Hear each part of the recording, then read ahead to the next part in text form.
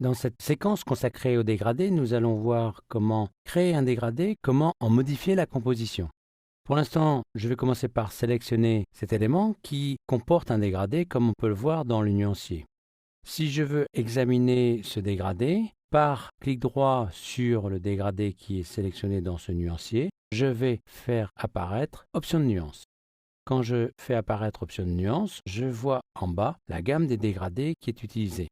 Chaque dégradé comporte une couleur de départ qui est située à gauche, une couleur d'arrivée située à droite, éventuellement des couleurs intermédiaires entre départ et arrivée, et entre chaque couleur, il y a toujours un petit losange qui constitue ce qu'on appelle le point médian. Par défaut, ce point médian correspond à 50% de chacune des deux couleurs qui l'encadrent.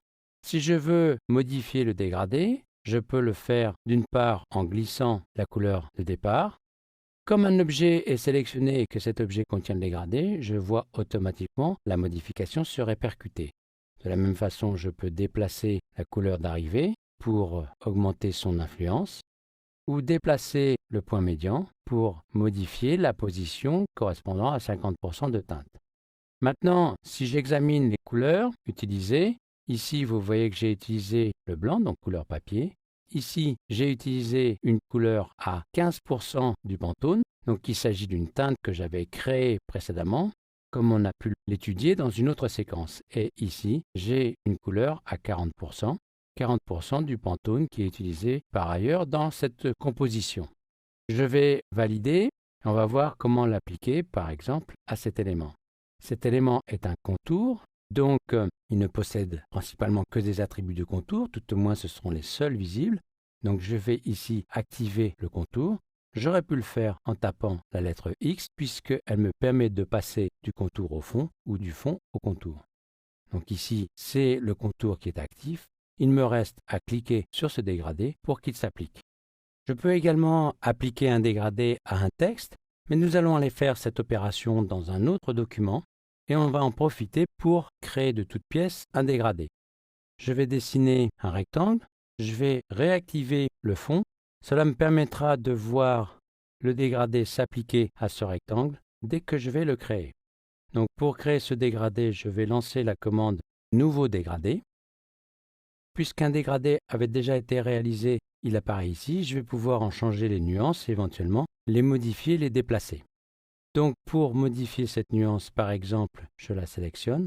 Et si je veux utiliser une autre nuance que celle qui est active, il me suffit de cliquer sur son nom ici.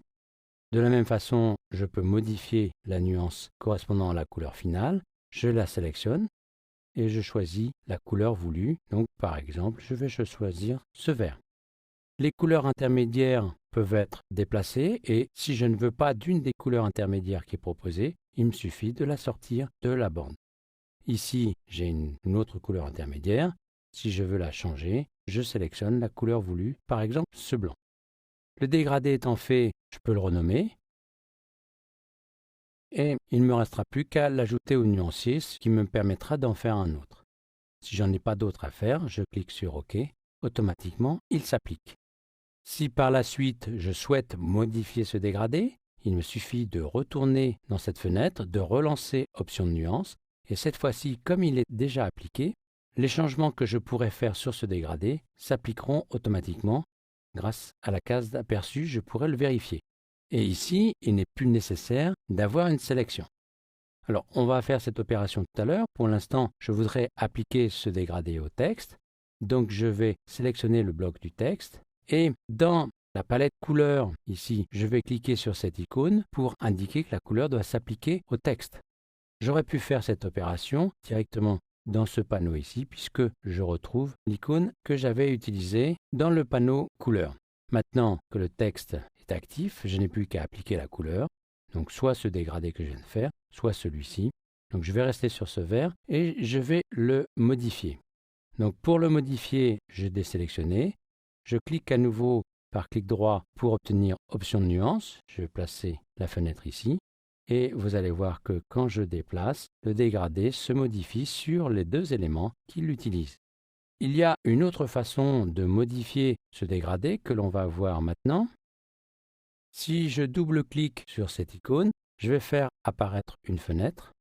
Dans cette fenêtre, si je sélectionne cet élément, je vais pouvoir modifier le dégradé.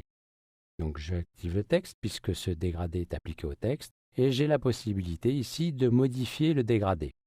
Là, je ne modifie pas la composition du dégradé puisque en fait, je n'utilise pas la fenêtre de définition. En revanche, je peux inverser le dégradé, modifier son aspect, le rendre radial, changer son angle et ici, je retrouve les cases correspondant à l'emplacement des différentes couleurs ou points médians. Maintenant, si je veux modifier l'angle ou l'étalement manuellement, je peux utiliser l'outil correspondant à ce panneau, donc qui est activé en même temps que le panneau apparaît, et par glissement, je vais pouvoir définir d'une part l'étalement et l'orientation du dégradé. Si maintenant je change la composition d'une des couleurs utilisées dans le dégradé, comme celle-ci, automatiquement, comme vous pouvez le constater ici, les dégradés qui utilisent ces couleurs seront modifiés, sans qu'il soit nécessaire de faire une sélection, comme on peut le voir dans ce cas. Je vais terminer avec une particularité au niveau des dégradés. Donc je vais l'appliquer à ce texte qui est sélectionné. Je vais supprimer cette couleur intermédiaire et je vais mettre côte à côte les deux couleurs du dégradé, pratiquement en superposition. Vous voyez que ceci me permet de faire un texte bicolore dont je choisis l'inclinaison. Nous avons vu dans cette séquence comment gérer les dégradés, donc les créer, les appliquer et les modifier.